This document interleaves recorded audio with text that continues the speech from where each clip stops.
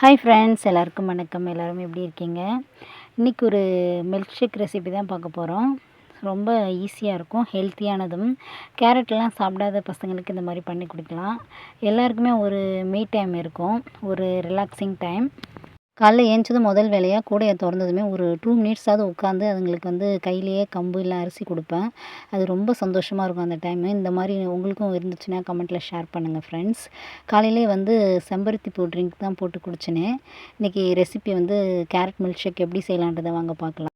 நான் இன்றைக்கி 10 ரூபா பால் பாக்கெட் 2 எடுத்திருக்கேன். அது கூட ஒரு 3 கேரட் கட் பண்ணி பாலோட சேர்த்து நல்லா வேக வச்சு ஃப்ரிட்ஜில் அதை ஸ்டோர் பண்ணி வைக்கிறேன். கொஞ்சம் நேரத்துக்கு சில்லுன்னு ஆகட்டும். இப்போ நம்ம மிக்ஸி ஜாரில் நல்ல பழுத்த வாழைப்பழம் மேக்ஸிமம் யாரும் அந்தளவுக்கு லைக் பண்ண மாட்டாங்க பழுத்துருச்சுன்னா. நீங்கள் இந்த மாதிரி பண்ணி கொடுங்களேன், பசங்க ரொம்ப லைக் பண்ணி சாப்பிடுவாங்க. இதில் நான் ஃபஸ்ட்டு பாலை நல்லா வடிகட்டி எடுத்துகிட்டு இது கூட கேரட்டையும் சேர்த்து நல்லா அரைச்சி எடுத்துக்கலாம். கொஞ்சம் பால் விட்டு கடையில் விற்கிற ஜூஸ் ஐட்டத்தெல்லாம் வாங்கி கொடுக்குறத கட் பண்ணிவிட்டு ஒரு தடவை நீங்கள் இதை பண்ணி கொடுத்து பாருங்களேன். அப்புறம் வெளியவே கேட்க மாட்டாங்க, அம்மா நீங்களே செஞ்சு கொடுங்கம்மான்னு கேட்பாங்க. அந்தளவுக்கு ஒரு ஹெல்த்தியான மில்க் ஷேக்குங்க. ஸ்மூத் பேஸ்ட்டாக அரைச்சிட்டு அது கூட மீதி இருக்கிற பாலையும் சேர்த்து நல்லா கலந்துட்டு இதில் ஒரு சம்மருக்கேற்ற ஒரு சூப்பரான பொருள் சேர்க்குறோம். அதுதான் நம்மளோட சப்ஜா சீட். அதையும் சேர்த்து நல்லா மிக்ஸ் பண்ணி விட்டுட்டு ஐஸ் க்யூப்ஸ் கொஞ்சம் சேர்த்து சர்வ் பண்ணி பாருங்களேன். அல்டிமேட்டாக இருக்கும்.